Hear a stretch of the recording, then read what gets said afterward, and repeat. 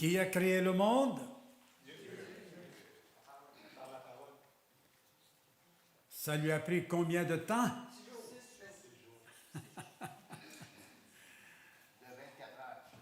De 24 heures. C'est ça que la Bible dit? Oui ou non? Est-ce qu'on lit d'autres choses dans l'Écriture? On lit des milliards d'années. Est-ce que vous trouvez ça dans la Bible? Ou est-ce qu'il faut essayer d'écarter des versets pour essayer de trouver des espaces par-ci, par-là? La semaine dernière, il y a des frères qui m'ont posé une couple de questions et j'aimerais commencer par répondre à ces quelques questions pour, en tout cas, tenter de répondre. Vous savez, ce n'est pas toujours facile de répondre à des questions difficiles ou simplement une observation, mais je vais faire de mon mieux et en allant voir aussi qu'est-ce que d'autres. On n'est pas les premiers qui ont étudié la Bible. Et la première chose, c'est la lumière. Le jour 1, Dieu crée la lumière et il y avait aussi les ténèbres en même temps. Mais Dieu a créé la lumière pour séparer la lumière des ténèbres. Mais le soleil, la lune et les étoiles ont apparu le 4e jour. Alors, comment ça se fait que le premier jour, Dieu crée la lumière, et puis, mais les luminaires qui doivent éclairer la terre, c'est le soleil, la lune et les étoiles. Comment combiner les deux en même temps? Ça a été un casse-tête, non seulement dans le milieu chrétien, à travers les siècles, mais chez les Juifs également, c'est leur Bible, hein, avant tout, hein, pour commencer. Alors, et dans les deux camps, on arrive à peu près à la seule explication que c'est, on ne sait pas exactement, mais c'est une lumière divine, puisqu'on voit dans l'Apocalypse, ça nous éclaire un petit peu, dans l'Apocalypse, le dernier chapitre, lorsqu'on arrive à la Nouvelle Jérusalem, elle va être éclairée comment, la Nouvelle Jérusalem? Par qui? Par Dieu lui-même. Il n'y aura pas de soleil, il n'y aura pas de lune, il n'y aura pas d'étoiles. Mais la gloire de Dieu va éclairer. Il est la lumière. Alors, une autre question, puisque Dieu est la lumière, comment il peut créer la lumière? Mais il est la lumière. Enfin, c'est la seule explication que tous font à travers les siècles pour simplement se courber devant Dieu. Ça ne veut pas dire qu'on peut comprendre le processus. Le plus important, ce n'est pas le processus, c'est qui est en charge du processus, qui est à l'origine. C'est là la question. Là. Et ça, c'est notre Dieu. Et là où est-ce que moi, je ne comprends pas, alors j'ai dit, Dieu ne me permet pas de le comprendre plus, surtout que je regarde que beaucoup d'autres ne comprennent pas, alors je fais confiance à Dieu et je l'adore, comme peu importe comment il fait et que je ne comprends pas, indépendamment de ma compréhension. Je sais en qui j'ai cru, n'est-ce pas? On a un Dieu tout-puissant. Alors, un jour, j'ai eu un professeur, et un professeur, 2 doctorats et tout, et vraiment toute une bolle. Ça a été mon meilleur. Et ça a été celui avec qui j'étais le plus en désaccord. Mais c'est... bon, lui, il était en faveur d'une terre vieille, donc des milliards d'années. Alors, quand il nous parle de ça en classe, ben moi, je suis un petit peu un provocateur, mais aussi un contestataire, un petit peu là aussi. Là.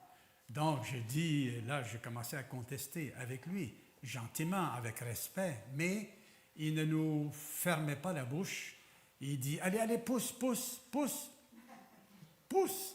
Alors, plus je posais des questions, je pensais qu'il n'y a personne d'autre qui les avait découvertes, tu sais. Mais là, lui dit, OK, premièrement, deuxièmement, troisièmement. Il dit, j'ai déjà écrit un article telle année là, sur cette question-là. Alors, mais là où on ne s'entendait pas, entre autres choses, je vais vous poser la question, quel était l'âge de Adam lorsque Dieu l'a créé? Adulte. Est-ce qu'il y a un âge particulier? Zéro. Hein? Il était à l'âge zéro, ou même pas un an, quand il est sorti des mains de Dieu. Est-ce qu'il avait un nombril?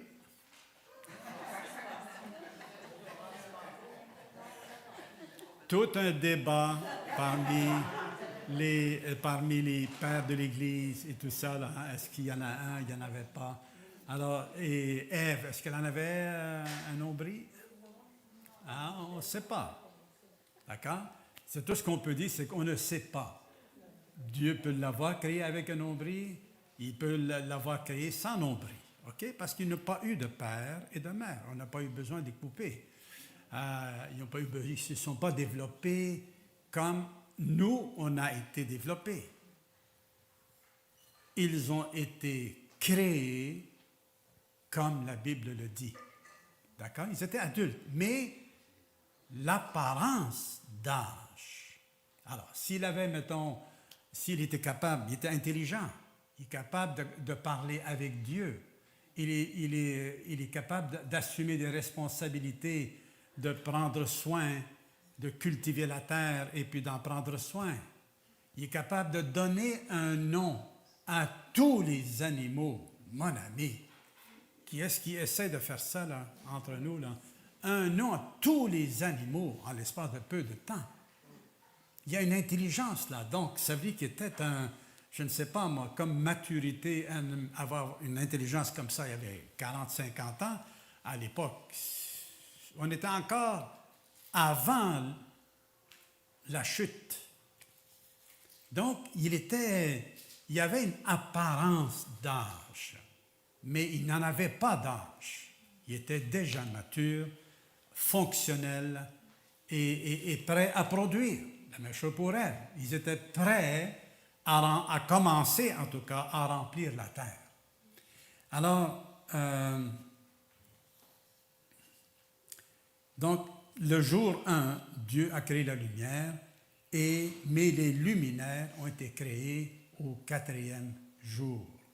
D'ailleurs, les trois, j'ai dans mon PowerPoint, on le verra tantôt, mais les 3 premiers jours, quand on regarde ça, Dieu crée la lumière en plus des ténèbres, premier jour. Jour 2, le ciel et l'eau, et il sépare les eaux. Là, on parle de grandes choses, là. Le jour numéro 3, il crée la terre et les mers, il rassemble les eaux pour faire des océans, la végétation voit le jour, et au jour 4, alors donc Dieu, il établit d'abord le cadre de l'univers, le cadre de la vie, et autant la vie humaine que la vie des animaux, que les poissons dans les eaux, qui sont venus durant les 3 autres jours et qui ont meublé, qui ont fait habiter tout ce que Dieu a créé. Je trouve ça formidable, je trouve ça intelligent de la part de Dieu d'avoir déployé à ce niveau-là. Ce n'est pas une œuvre imaginable qui est montée dans le cœur de l'homme. Dieu la révèle et on l'accepte comment?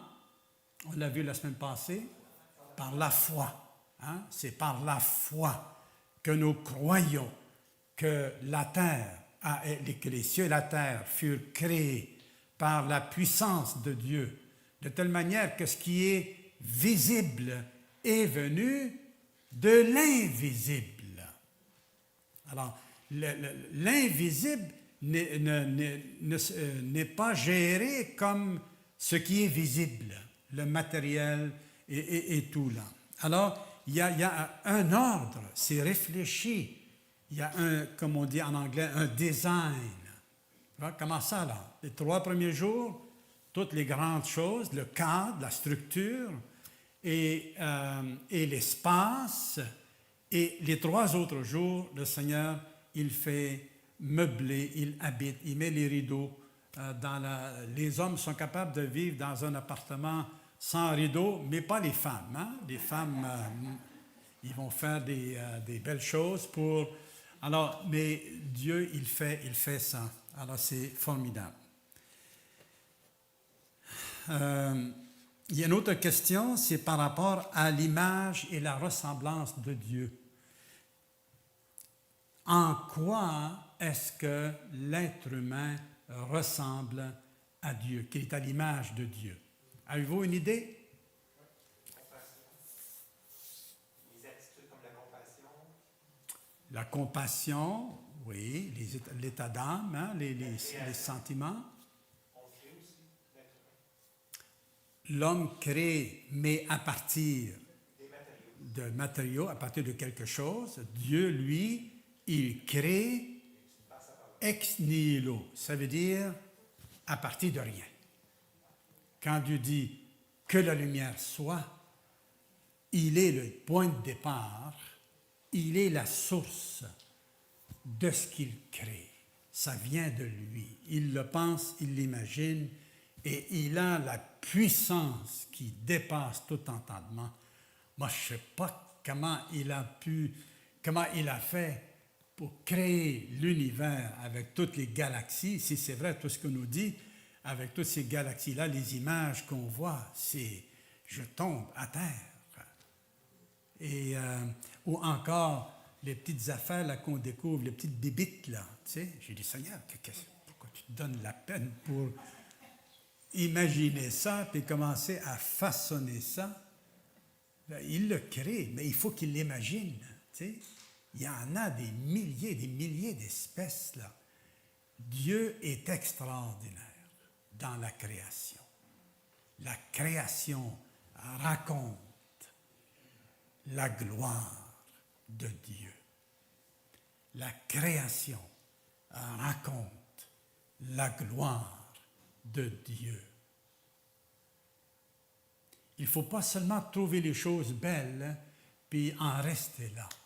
Il faut louer, il faut reconnaître la beauté, la sagesse, la puissance de celui qui a fait toutes choses belles et bonnes. Tout était très bon. C'est ça qu'il a dit? Tout a été très bon. Alors, voilà, je pense qu'on les a passés. Alors, l'image de Dieu, il y a la réponse, en tout cas celle que je connaissais bien simplement, c'est que comme Dieu a une volonté, comme Dieu a des sentiments, des émotions, et comme Dieu a la connaissance capable il a la connaissance, alors il a donné à l'homme d'avoir ces mêmes attributs-là. Théologiquement, on dit que Dieu a créé l'homme en lui donnant comment on les appelle ces qualités-là, Marc-André, pas immanent, mais les qualités. Il y a des attributs qu'il a partagés avec nous, comme la capacité de créer, d'imaginer des choses, et puis de les fabriquer, de les faire venir, de les faire avoir. C'est quelqu'un qui a inventé l'auto. Probablement qu'il a commencé par penser à quelque chose comme ça, et puis là, il a dit, ça me prend ci, ça me prend ça, puis là, il fait des essais, et finalement, ça donne les voitures qu'on a aujourd'hui. Mais donc, il a donné de lui-même des qualités qu'il a données à l'être humain, qu'il les a partagées avec lui, qu'il n'a pas partagées avec les animaux. Par exemple, Dieu parle intelligemment avec les êtres humains. Et ça, c'est unique. Il l'a créé à son image comme le roi de la création terrestre, mais aussi pour dominer. Ça, c'est un des aspects. Dieu domine, mais c'est quoi le mot? Délégué. Il a délégué son autorité, son pouvoir à l'homme pour qu'il cultive la terre, pour qu'il en prenne soin et la développer, probablement. Tu vois, tout est inclus là. Donc, toutes ces caractéristiques qui sont en Dieu, qui sont communicables, comme l'amour, la compassion, comme l'intelligence, la capacité d'apprendre. Dieu, il connaît toutes choses, il n'y a pas besoin d'apprendre. Mais nous, on a besoin d'apprendre pour connaître. Tout cela, Dieu l'a communiqué avec l'être humain et ça fait de lui un être particulier. Il a une dignité, l'être humain, unique.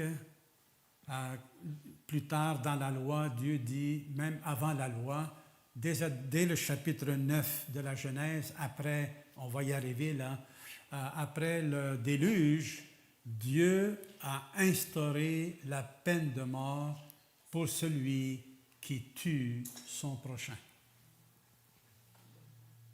Parce qu'il a créé l'homme à son image et à sa ressemblance. Et il dit, tu ne touches pas à la vie de ton prochain. Okay? Mais si quelqu'un, il touche, lui-même sera mis à mort comme peine. Alors, la peine, elle est en comparaison avec la gravité du crime, okay, avec la valeur de ce qui est brisé là.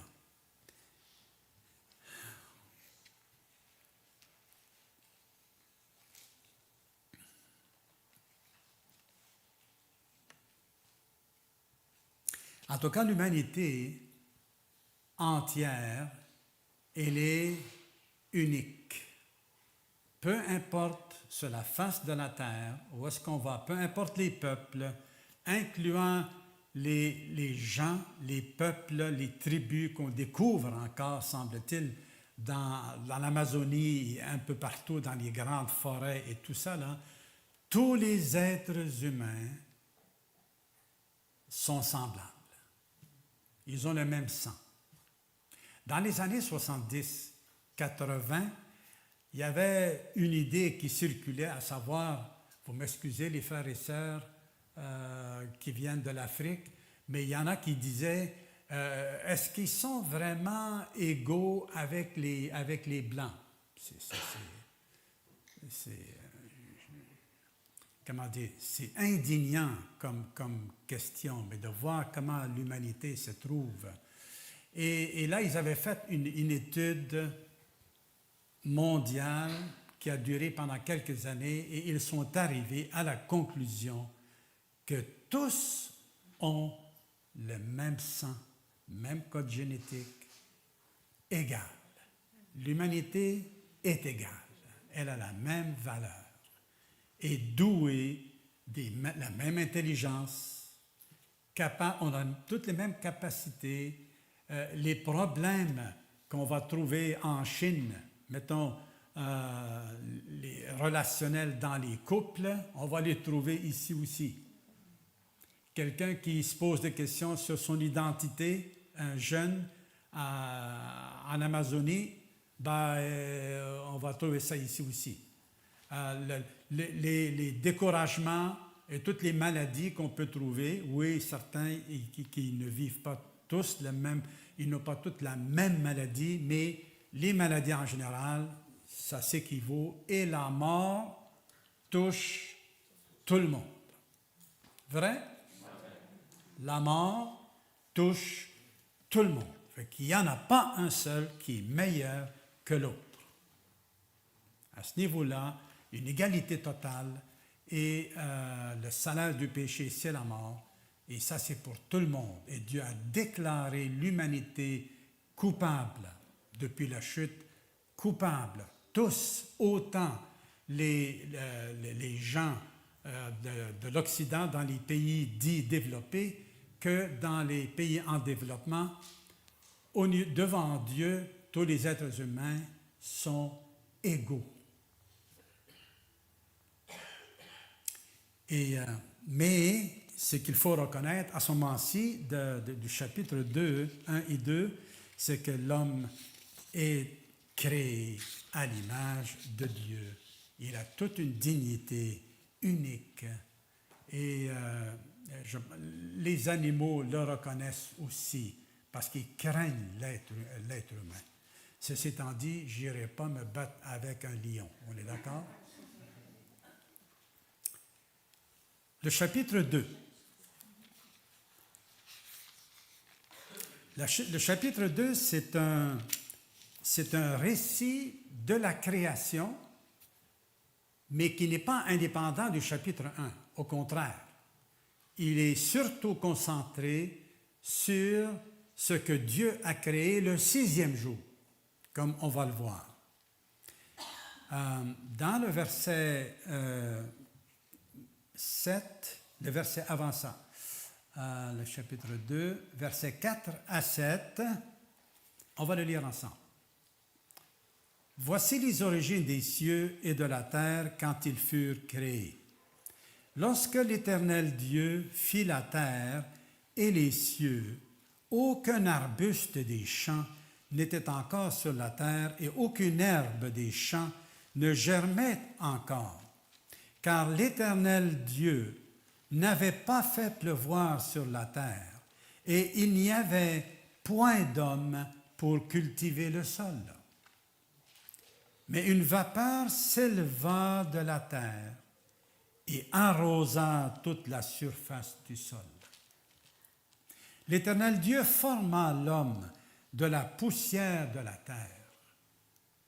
Il souffla dans ses narines un souffle de vie et l'homme devint une âme vivante.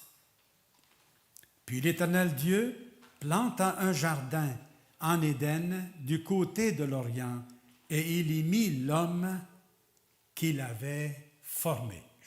Jusqu'ici pour tout de suite. Donc lorsqu'il dit « Voici les origines des cieux et de la terre », le mot « origine » est traduit par génération ou encore par descendance ou par lignée. Et ce mot-là apparaît à plusieurs endroits dans le livre de la Genèse comme ailleurs. Mais ce qui est intéressant, c'est le nom de Dieu. Dans le chapitre 1, au commencement, Dieu créa les cieux et la terre. Alors, comme plusieurs le savent, ici, le nom de Dieu en hébreu, c'est Elohim. Elohim, c'est un nom pluriel, c'est ce qui est intéressant, et qui exprime la puissance créatrice de Dieu, une puissance tout-puissante. Okay? C'est la toute-puissance de Dieu. Il est capable de créer. Mais au chapitre 2 et chapitre 3, Dieu se présente maintenant, regardez, verset 5. Lorsque l'Éternel Dieu, là Dieu ajoute à son identité de puissance l'Éternel, celui qui est.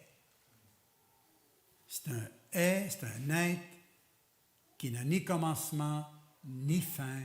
Nous, on a un commencement, on n'aura pas de fin, parce qu'on va toujours exister dans le ciel, mais Dieu n'a ni commencement ni fin. Lorsque Moïse, plus tard, lui demandera, mais qui je veux dire, là, si on me dit comment il s'appelle Dieu, tu leur diras, je suis m'a envoyé. Je suis, est, hier, qui vient de Yahweh. Ah, ben oui, je les ai là, ici, voilà. Merci, Lise. C'est toi qui l'as avancé là? Merci. Continue à faire ça. Donc, voyez, Yahweh, Yahweh, c'est le nom de l'Éternel. Quand on chante, il y a un chant là, Yahweh là. Attention comment on le chante. Attention comment on le chante. On fait juste, c'est pas juste un mot là qu'on utilise comme Alléluia. Le monde chante Alléluia là, à toutes sortes de choses. Ils ne savent pas qu'est-ce qu'ils disent. Alléluia, là, c'est loué soit Dieu. C'est ça que ça veut dire. Et il apparaît seulement 4 fois dans le même chapitre, dans l'Apocalypse, chapitre 20. Okay? C'est loué soit Dieu quand on dit Alléluia. Et Yahweh, c'est Dieu lui-même, c'est son nom saint, c'est son nom personnel. Et il apparaît dans les chapitres 2 et 3, savez-vous combien de fois? 21 fois, en 2 chapitres. L'Éternel Dieu, l'Éternel Dieu. Alors, il s'appelle comme ça dans ses relations avec l'homme et la femme en particulier. C'est là, une fois qu'il arrive pour créer l'homme, là, Dieu se présente comme étant l'Éternel Dieu.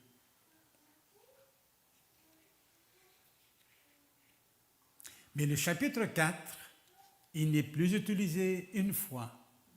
Là, c'est l'Éternel, à part une fois, qui apparaît à 8 fois. Mais 21 fois, ça fait 3 fois 7. Hein? 3 fois 7, 21. Et le chiffre 7 apparaît partout dans la Genèse. C'est exceptionnel.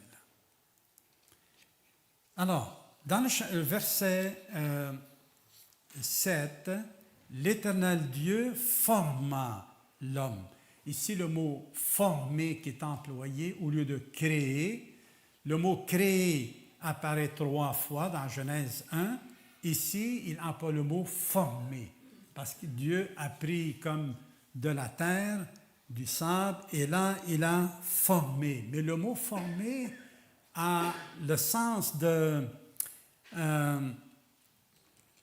maître d'œuvre,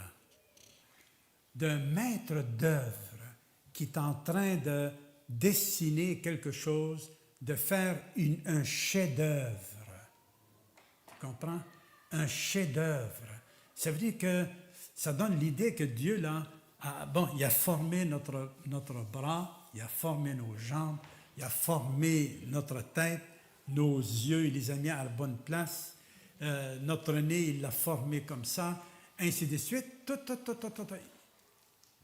Il n'y a rien que tu as dans ton corps qui ne vienne pas de Dieu, à part peut-être certaines choses, là, mais j'ai une couple de livres à perdre peut-être là, à ce moment-là. Ceux-là, peut-être, ce n'est pas Dieu qui les a mis, c'est moi. Mais toutes les fonctionnalités du corps, le cerveau,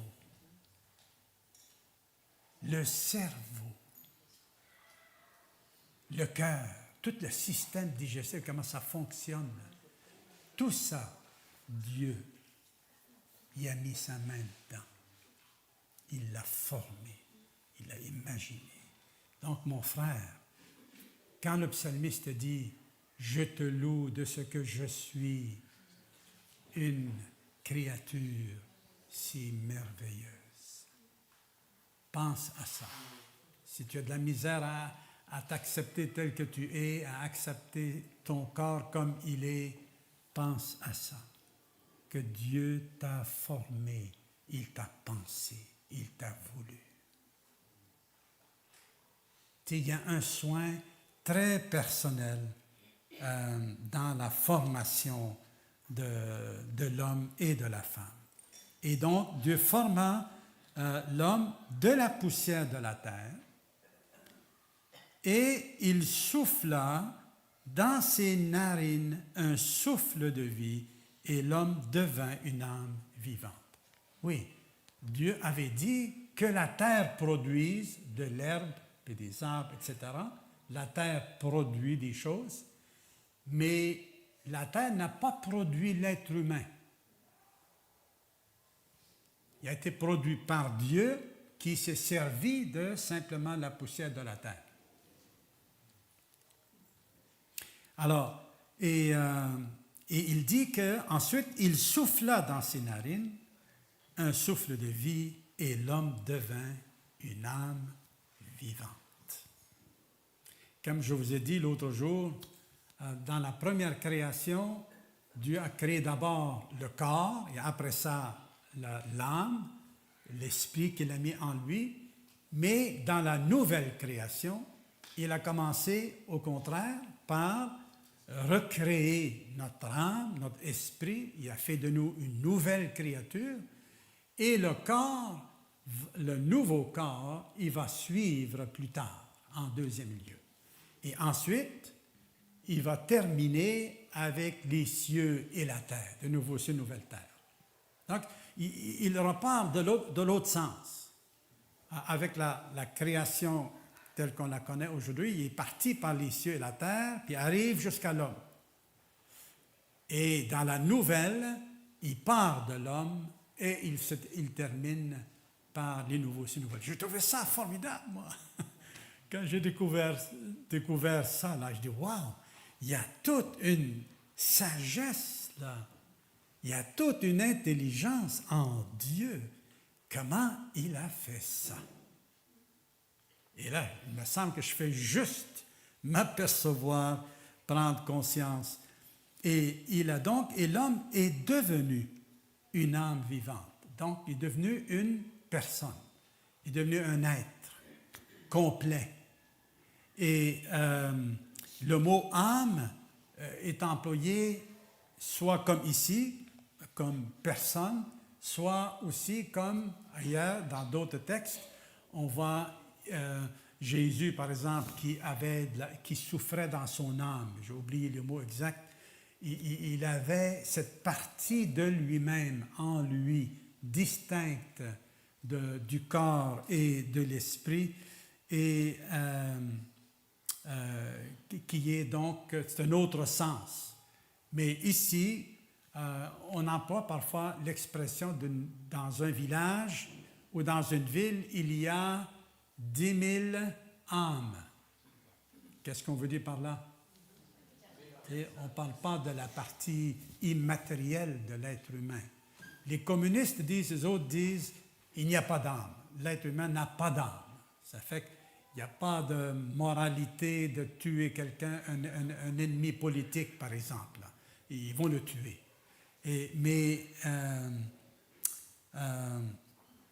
Alors, c'est quand même là, tu vois, le dessein de Dieu. Ça veut dire qu'il crée là maintenant le chef-d'œuvre d'une façon spéciale, d'une façon unique. Et il fait de l'homme son partenaire, son co-ouvrier. Il donne à l'homme maintenant la permission de façonner lui-même, de marquer la création en donnant un nom à tous les animaux. Ce n'est pas Dieu qui a fait ça, c'est l'homme. Dieu honore l'homme en lui donnant la grâce et les aptitudes pour travailler, pour produire comme lui, pour agir avec lui. Donc, Dieu ne va pas tout faire. Il ne va pas marcher à ta place ou à ma place. Pourquoi? Parce qu'on peut le faire. On est capable de marcher. On est capable de marcher. Et comment se fait qu'on est capable de marcher? C'est-tu parce qu'on est bon? Parce qu'on a appris. On a appris, mais en même temps, Dieu nous a créés comme ça. Il nous a déjà donné la force de marcher, à moins d'un handicap. Là. On est dans la chute aujourd'hui. Là. Alors, mais voir, Dieu m'a donné des yeux pour voir. Alors, je vois. C'est une capacité qu'il m'a déjà donnée. Il a déjà donné des capacités. de guérison. Le corps se guérit lui-même jusqu'à une certaine mesure. Les médecins disent, ce n'est pas nous autres qui guérit le corps. Il dit, non, on fait juste aider le corps à se guérir lui-même. On lui donne qu'est-ce qu'il a besoin, on enlève qu'est-ce qui nuit trop. Mais c'est le corps, et Dieu a donné ça, ce pouvoir d'auto-guérison. Je trouve ça merveilleux. Alors, puis l'Éternel planta un jardin. Il forma l'homme, devenu une âme vivante, et il l'a mis dans un jardin en Éden. Je l'ai mis comme ça, plutôt que de l'appeler le jardin d'Éden. Pendant longtemps, je pensais que c'était l'Éden qui était le jardin. Non, Éden, c'est une région. Et le jardin, Dieu l'a placé dans cette région-là, qui s'appelle Éden. Du côté de l'Orient. Ce n'est pas au Québec, malheureusement, mais c'est au côté de l'Orient. Et je vais vous montrer tantôt une photo, à moins que... Oui, d'accord. On va la voir tout de suite. Et voilà. OK.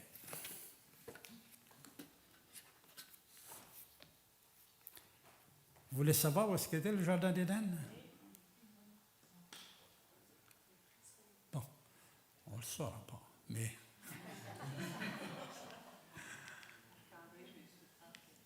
Alors, il semble que ce qui est le plus probable, parce que vous avez l'Euphrate, d'accord, qui est mentionné dans Genèse 1, et vous avez le Tigre qui est là. Et ils se rejoignent seulement plus bas, vous voyez, par ici, là.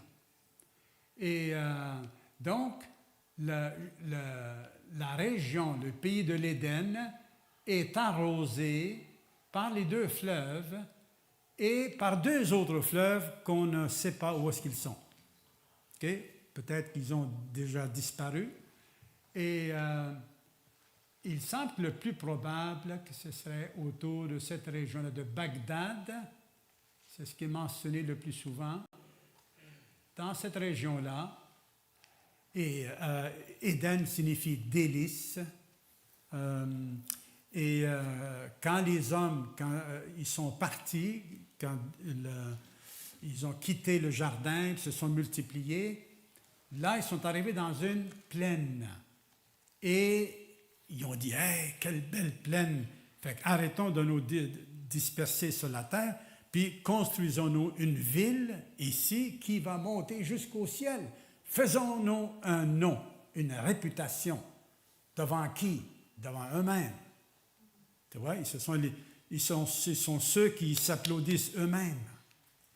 Et ils ne veulent plus glorifier Dieu, mais se glorifier eux-mêmes. Alors, c'est une très, très, très belle région. Il y a beaucoup de dates par ici, là. Je ne sais pas si vous aimez ça, les dates. Alors, quand ils sont arrivés là, et c'est là qu'ils sont arrivés, ils ont sorti du jardin, ils se sont arrêtés dans la région de Babylone. Babel, c'est là qu'ils se sont construits cette ville-là et qui est devenue le quartier général de l'idolâtrie, Babylone. Et Dieu a choisi plus tard un homme qui l'a amené en plein milieu de l'idolâtrie de Ur, ici là, et puis il l'a amené dans la terre promise. Et c'est ici que tout s'est passé pour le plan du salut, donc il s'appelle Abraham. Peut-être qu'on va se rendre jusqu'à Abraham, on va voir d'ici là. Alors, puis l'Éternel Dieu planta un jardin, donc, en Éden, du côté de l'Orient, et il y mit l'homme qu'il avait formé. L'Éternel Dieu fit pousser du sol des arbres de toute espèce, agréables à voir et bons à manger, et l'arbre de la vie au milieu du jardin. L'arbre de la vie au milieu du jardin. Alors, c'est quoi cet arbre-là? C'est un arbre, comme les autres, mais il est appelé l'arbre de la vie au milieu du jardin. Il ne semble pas qu'ils en ont mangé. Certains pensent que oui, mais lorsqu'ils ont péché, Dieu a dit, empêchons-les de manger de fruits et de vivre éternellement. Dieu n'a pas prévu donner la vie éternelle à des mortels, à des coupables. C'est pour ça que Jésus devait venir. Autrement, toute l'humanité était perdue. Personne ne peut rien exiger de Dieu. C'est un coupable et après la mort vient le jugement. Tu vois? Alors, Adam et Ève, c'était leur nourriture. Ils avaient la permission de manger de fruits de cet arbre-là qui est au milieu du jardin. Il ne peut pas le manquer, il est au milieu. Ils n'en ont pas mangé, ils n'ont pas eu le temps. Et pourquoi? Parce qu'il y a l'arbre de la connaissance du bien et du mal. Je ne parlerai pas beaucoup là-dessus parce qu'on va certainement, soit Yann, soit Louis, je ne sais pas c'est lequel qui prêche. C'est toi, chapitre 3, là? Alors, je vais laisser Yann se débrouiller avec cet arbre-là. Amène pas ta hache pour la couper, là. Un fleuve sortait, on en a parlé de cela, et le verset 15, l'Éternel Dieu prit l'homme et le plaça dans le jardin d'Éden pour le cultiver et le garder. Il n'y a pas de place pour l'oisiveté, pour la paresse, pour juste le confort. Il y a du travail. Vrai? Dieu l'a créé. Le travail est là, avant la chute. Parce qu'il y en a plus tard qui ont dit, le travail, ça vient après la chute. Ben non! Il vient avant la chute. C'est une bénédiction de travailler. Il nous a créés pour travailler, avec tous les outils, toute l'intelligence, les mains, les jambes, tout ça. Pourquoi faire? C'est parce qu'il veut qu'on soit productif, qu'on s'en sert. L'Éternel Dieu donna cet ordre à l'homme, tu pourras manger de tous les arbres du jardin, mais tu ne mangeras pas de l'arbre de la connaissance du bien et du mal, car le jour où tu en mangeras, tu mourras certainement.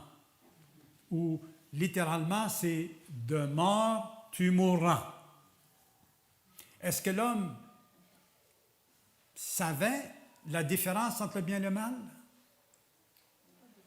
Non. Qui dit oui?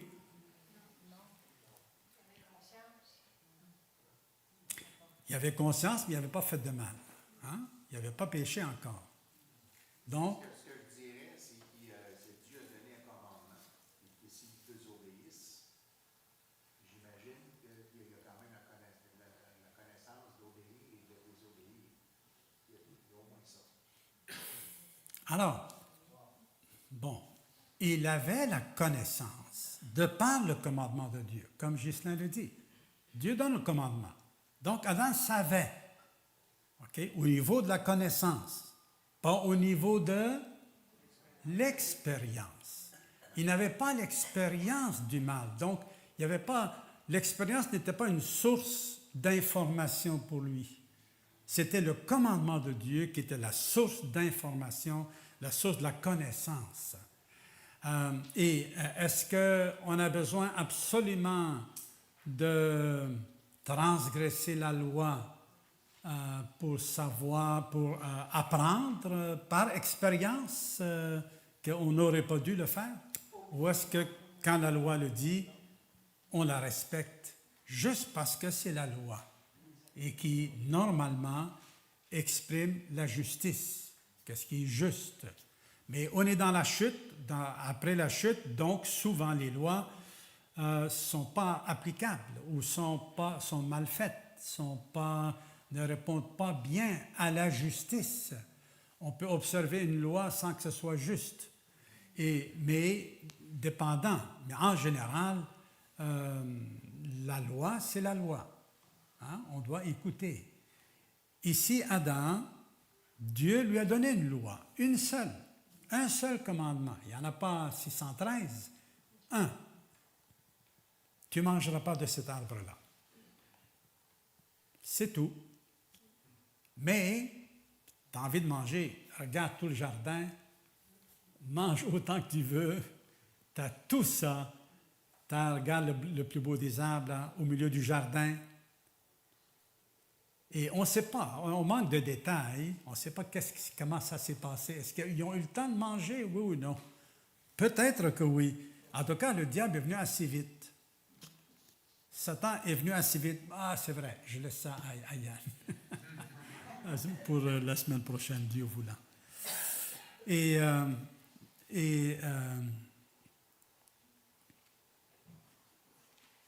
Mais au moins ici, on a le début de l'histoire humaine tel que dessiné, créé par Dieu au point de départ. C'est le départ. Et toute la vie humaine après ça découle de ce verset-là, de ces versets-là. Et on se retrouve dans l'Apocalypse, comme on a dit la semaine passée, avec ces mêmes choses-là, mais qui sont maintenant enlevées, effacées par Dieu, avec nouveau ciel, nouvelle terre. On ne les retrouvera plus, c'est la désobéissance et tout ça. Là. Alors, l'Éternel Dieu, il a dit, il n'est pas bon que l'homme soit seul. Je lui ferai une aide semblable à lui. Et c'est quoi une aide? Est-ce que c'était juste un helper, comme ça, comme on dit, pour donner un petit coup de main? C'est-tu ça comme ça? Pourquoi est-ce que Adam avait besoin d'une aide? Il n'était pas homme assez là pour s'occuper. Après tout, Dieu lui a donné quelques ordres là.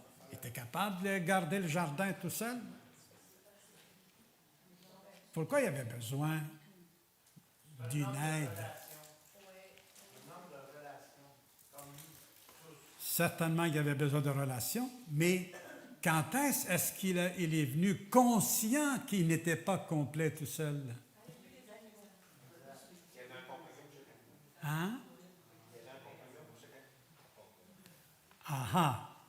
Alors, lorsque Dieu a amené tous les animaux vers lui, puis leur a donné un nom, ben là, il voyait qu'ils étaient 2 par 2, puis qu'ils n'étaient pas tout à fait pareils.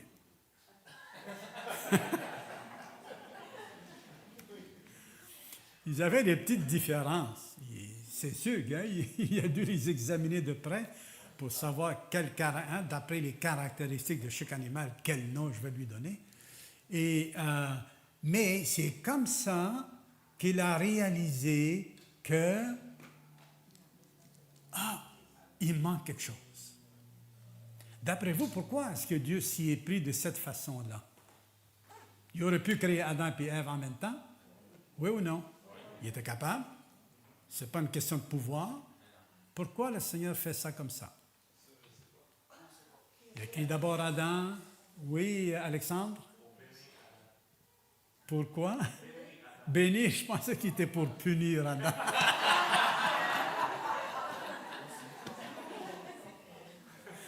Oui, c'est sûr. Mais il aurait pu le bénir en créant Ève tout de suite. Tu sais, bon, le Seigneur ne donne pas l'explication, on est d'accord? Mais quand on voit comment les choses se sont passées, c'est pas parce que Dieu s'est trompé là. C'est pas parce que là, il a créé l'homme, puis il pensait qu'il avait terminé, puis finalement, après ça, oh non, oui, c'est vrai, il me manque quelque chose. Hein.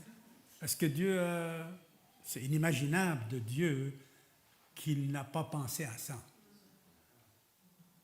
Mais, puisqu'il fait les choses avec un certain processus, donc, oui, Émile, oui. Avec un certain processus, je crois qu'il a voulu que l'homme, exactement, c'est comme ça qu'il réalise que pour accomplir la mission de multiplier, de remplir la terre, il ne peut pas le faire tout seul. De gérer tout ça, il y a besoin d'une aide, une compagne. Et ici, là, il n'y a rien qui diminue la femme dans cette expression-là. Parce que Dieu, il applique le même mot à lui par rapport à son peuple. Il est l'aide de son peuple. Est-ce qu'il y a quelque chose qui diminue Dieu comme ça, là? Au contraire, le psalmiste, à 3 reprises, au moins, plus d'une fois, là, mais il dit, tu es mon aide, mon bouclier, tu es mon secours, à 3 reprises, car tu as fait les cieux et la terre. Tu es mon aide, mon secours, mon bouclier, car il y a une force là, il y a une unité là. Alors, ici, la femme avec l'homme, elle est de la même nature que lui. Et elle n'a pas été créée à partir de la poussière de la terre, comme Adam, mais elle a été fabriquée, formée à partir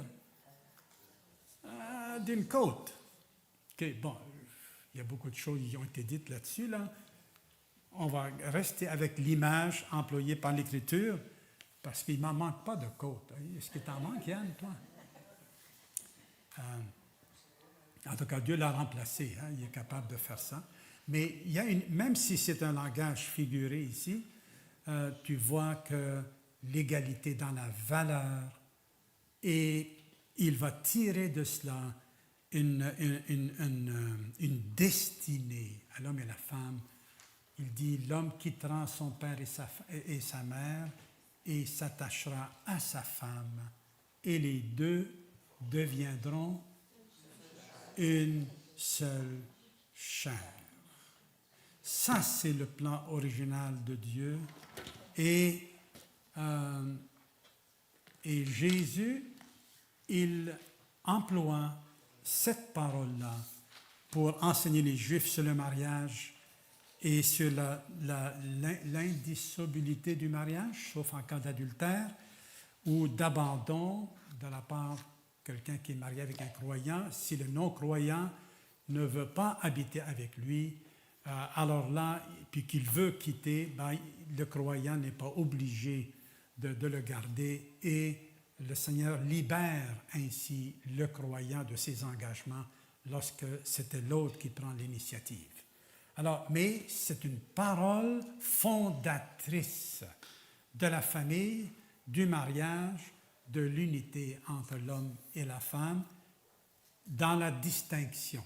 Distinct dans l'unité, unis dans la distinction. Parce que l'homme et la femme sont... on a à peu près les mêmes membres du corps, mais certaines, je ne les ai pas. Et c'est ma femme qui les a, et c'est tant mieux comme ça. Ça va bien. Prions Dieu, s'il vous plaît. Seigneur, merci infiniment de comment tu nous as créés. C'est merveilleux. Seigneur, tu as pris un soin, toi, Dieu Tout-Puissant, éternel, qui prend la peine de penser à nous. Et tu as pensé à notre oreille, Seigneur, tu l'as dessinée, tu l'as mis là, et elle est fonctionnelle. Nos yeux, notre corps, nos jambes, gloire à toi. Merci pour le mariage. Seigneur, aide-nous. Aide-nous. On est dans la chute, de ce côté-ci de la chute, et parfois c'est difficile à maintenir, Seigneur, cette unité dans la diversité. Rends-nous capables, pour ta gloire à toi, Seigneur. Amen.